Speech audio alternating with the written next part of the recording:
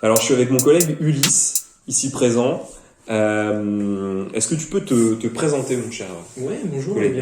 Ulysse Mercung-Larcher, je travaille sur le projet alimentaire territorial de Gâtinais-Racan depuis bientôt 2 ans.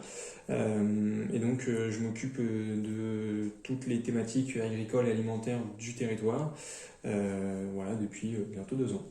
Alors, tu as eu l'idée d'un concours gastronomique auquel, du coup, on a été associés. Les jeunes ont été associés, du coup, à Formado. Est-ce que tu veux nous en parler? Donc, comment tu as eu l'idée Oui, bien sûr. de ce Alors projet? l'idée, en fait, elle vient de la meilleure boulangerie de France, qui est une émission qui passe à la télévision.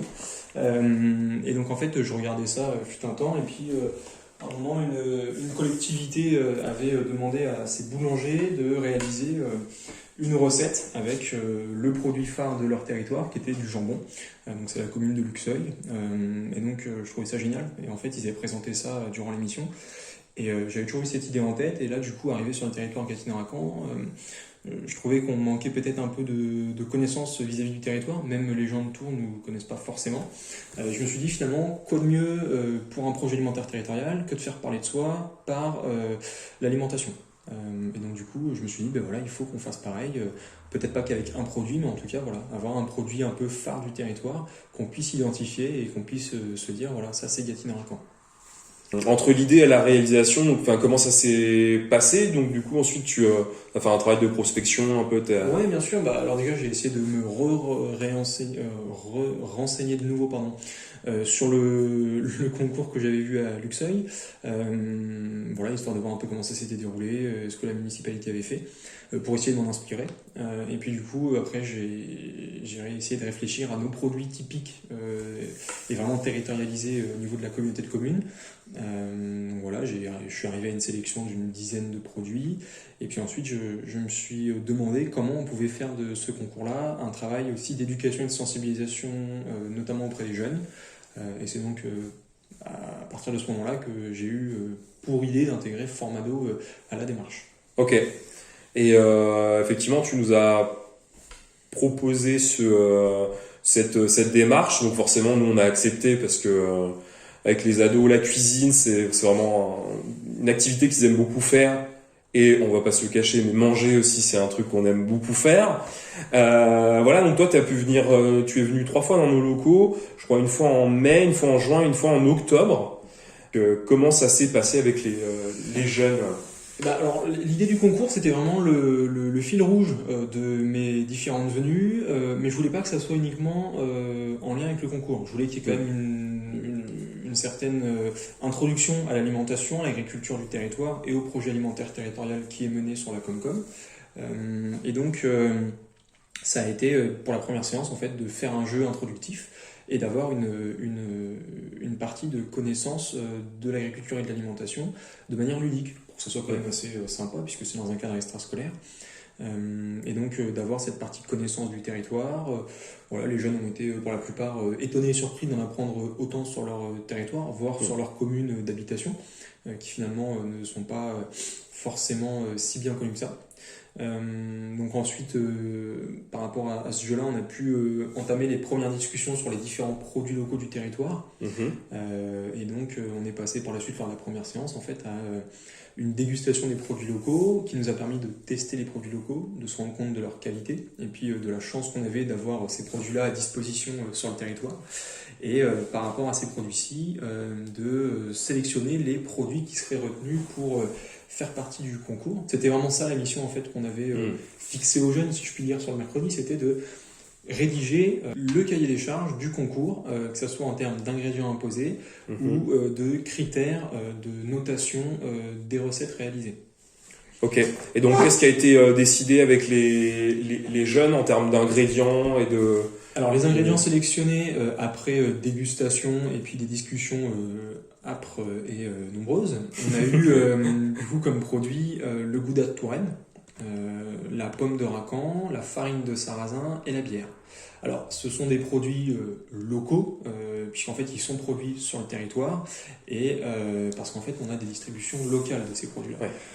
Donc après, la localité, ça s'entend, hein. Le Gouda, ça vient des Pays-Bas initialement, mais en Touraine, on a le seul producteur de Gouda sur notre territoire. Voilà. Et donc, en partant de ces ingrédients-là, l'idée c'était de proposer une recette. Et donc, les jeunes ont choisi d'avoir des critères de notation qui sont pas très nombreux, mais qui sont hyper pertinents pour juger de la qualité d'une recette et d'une réalisation. Donc, on a la provenance des produits. Forcément, c'était inconcevable que les produits ne viennent pas du territoire. Donc là, c'était de savoir d'où proviennent les produits. Donc forcément, il fallait qu'ils soient du territoire. On a également le format de la recette. Il faut que ça soit pratique à manger. Ferme Expo, qui est le salon durant lequel le concours allait se dérouler, est un salon de déambulation. Donc il faut que ça soit pratique à manger debout, sans ustensiles et sans s'en mettre partout. Un autre critère, c'était le visuel. Forcément, l'alimentation, ça passe aussi par la vue. Il faut que le visuel soit appétissant. L'originalité de la recette, de se dire qu'il fallait quand même avoir une certaine réflexion par rapport à l'association de 4 ingrédients différents auxquels on pouvait bien sûr rajouter des ingrédients supplémentaires. Mais voilà, d'avoir vraiment une réflexion sur la recette et qu'on ne soit pas juste sur des associations d'ingrédients purs et simples, qu'on ait vraiment du travail qui soit fait. Et donc je conclus par le dernier critère qui est sûrement le plus important aux yeux des gourmands, c'est le goût. En fait, c'était de savoir un peu voilà, ce qu'on en pensait au niveau du goût, est-ce que l'équilibre était respecté, puisque c'est quand même pas simple d'associer des saveurs qui ont tout un réel cachet différent. Voilà, la pomme, c'est sûrement l'ingrédient le plus simple à intégrer, mais tout ce qui est gouda, farine de sarrasin et bière, il y avait un peu plus de difficultés. Les traiteurs ont notamment fait remonter que c'était pas facile de travailler le gouda et la bière. Il faut équilibrer tout ça. Exactement, il y a une recherche d'équilibre à avoir, aussi bien en termes de puissance aromatique que de quantité utilisée finalement. Parce qu'on ne va pas utiliser énormément de bière, mais c'est un énorme goût. Alors que la pomme, on peut l'utiliser en plus grande quantité sans pour autant masquer les autres saveurs. Super, et donc ce premier atelier a suscité l'envie de la part des jeunes, justement, de tester leurs propres recettes. Tout à fait. Et tu es revenu 15 jours après c'est ça, je suis dans nos revenu locaux. avec les ingrédients sélectionnés, donc le gouda de Touraine, la pomme, la bière, la farine de sarrasin, et puis sur l'après-midi, en fait, 5-6 jeunes s'étaient mobilisés pour avoir la chance d'être les premiers en fait à participer au concours finalement. Donc on s'est retrouvés à la fin de l'après-midi avec du pain au sarrasin, de la brochette pomme gouda frit dans la farine de sarrasin et puis les pommes réduites dans de la bière, et puis des pâtes au sarrasin avec une réduction de pommes à la bière et puis une sauce au gouda. Donc voilà, hyper surprenant pour nous. On ne s'attendait pas forcément à avoir ce genre de recette, notamment les pâtes au sarrasin, et en fait voilà, c'était une super idée de se rendre compte qu'on avait énormément de possibilités avec les 4 ingrédients. Ouais, et bien joué les jeunes, parce que vous avez été assez créatifs et c'était hyper original, et franchement c'était pas mal du tout ce que vous avez fait. En une séance, beau boulot. Non, c'était vraiment plutôt surpris. C'était surprenant, mais très positivement surprenant. C'est ça, complètement. Et en plus, en termes de dégustation à la fin, je pense qu'on s'est tous régalés. Ouais, c'était bon. Il n'y a pas eu de fausses notes gustatives. C'était très bon. On était très contents d'avoir un bon goûter à la fin, et puis de savoir un peu que finalement l'association des 4 saveurs sur une recette était tout à fait possible. Voilà. Et un troisième rendez-vous a été pris à Formado en octobre. Tu es revenu tout à fait. Avec des petites surprises. Est-ce que tu peux Exactement. nous en parler? Donc du coup, durant l'été, moi j'ai un peu prospecté autour de la Comcom, autour, dans l'enceinte de la Comcom forcément, mais avec les traiteurs, boulangers, restaurateurs potentiellement intéressés. J'en ai 3 qui m'ont fait part de leur intérêt, et 2 qui, pour le 19 octobre ou 18, m'ont répondu positivement pour fournir leurs recettes à Formado. Ça, c'était une grande chance de pouvoir tester en avant-première les produits avec les jeunes. C'est une chance à la fois pour les jeunes, parce qu'effectivement, voilà, c'est un peu la récompense du travail accompli durant le mois de juin. Et puis ça va y avoir un peu un rappel de ce qui va arriver par la suite. Et c'est aussi une chance pour les traiteurs participants d'avoir pu se tester une première fois, puisque l'idée de cette journée-là, c'était d'une part de faire tester les produits aux jeunes, pour voir un peu que leur travail finalement n'avait pas été vain et qu'il y avait vraiment une suite à ce qui avait été fait en juin.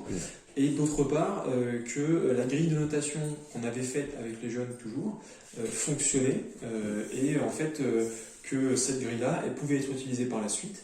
Et ça permet aussi aux traiteurs d'avoir un retour sur ce qui était potentiellement améliorable.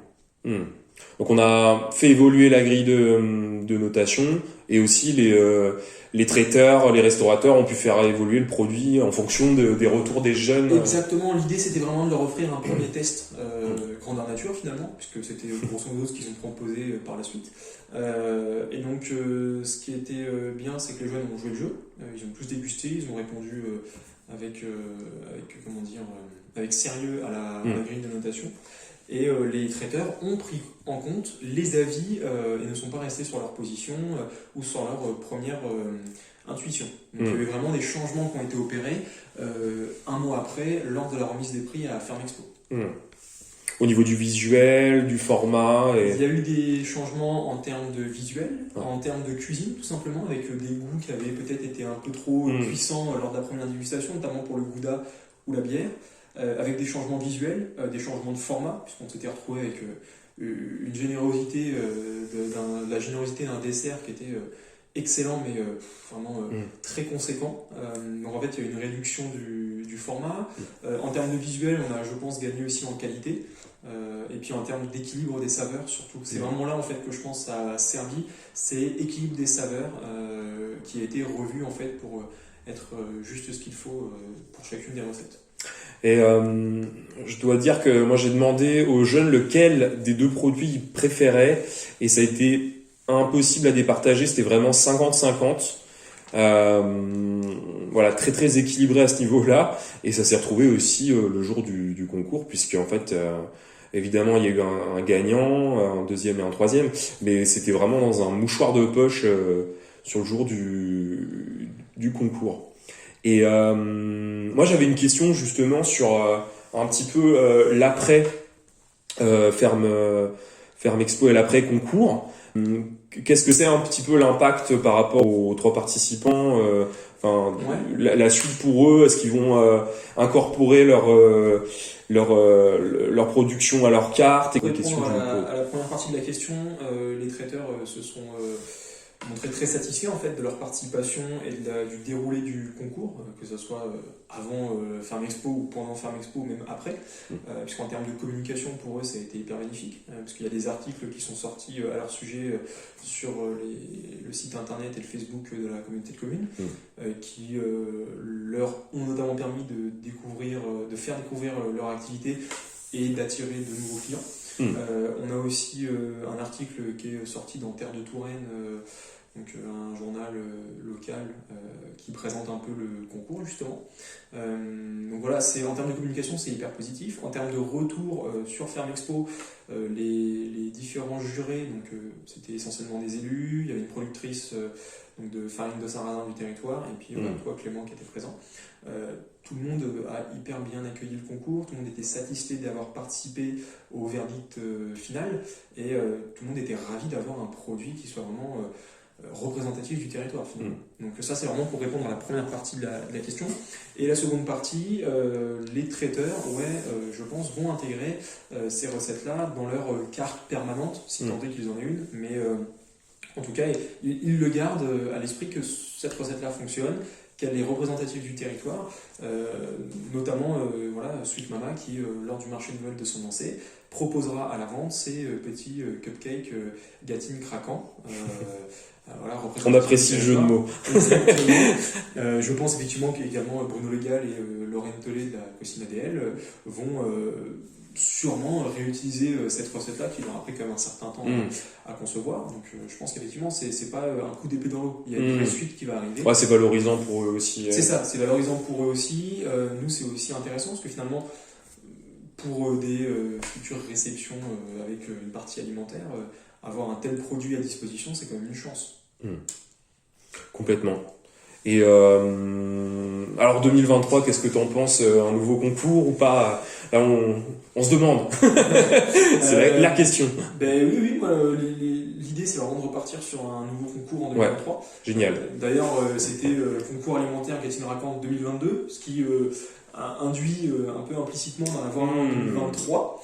Alors ce sera peut-être un format différent, ce sera peut-être des modalités différentes, mais en tout cas voilà, j'ai pour ambition de effectivement reconduire ce concours voilà, sur l'année 2023, puisque je pense que c'est une vraie plus-value aussi bien pour les personnes qui y participent, que les traiteurs, que le territoire, et puis que les jeunes de Formano qui ont pu participer à ça. Donc ouais, rendez-vous en 2023 pour un nouveau concours ou voilà, une version 2 du concours 2022. Trop bien, bah, ça c'est une bonne nouvelle et bah, du coup l'occasion pour moi de te remercier beaucoup pour l'idée et la réalisation. Enfin ça a été très apprécié pour l'équipe et puis par les jeunes, enfin de travailler avec toi sur ce super projet et voilà à voir comment on travaille par la suite ensemble, mais je pense qu'il y a plein d'idées à venir pour la suite Ouais, sur cette question de l'alimentation. Tout à fait, en plus on a bien su travailler ensemble avec les jeunes, donc c'était vraiment une super expérience, et puis bah, j'en profite aussi pour vous remercier Guillaume, toi et puis les jeunes pour votre accueil et puis votre engouement à chaque fois lors de ma venue, notamment les bras chargés de petites nourritures et gourmandises. Donc voilà, bah, merci encore, et puis je vous donne rendez-vous en 2023 pour renouveler ce franc succès. Super, et ben merci beaucoup à toi et puis à plus tard alors. À plus tard.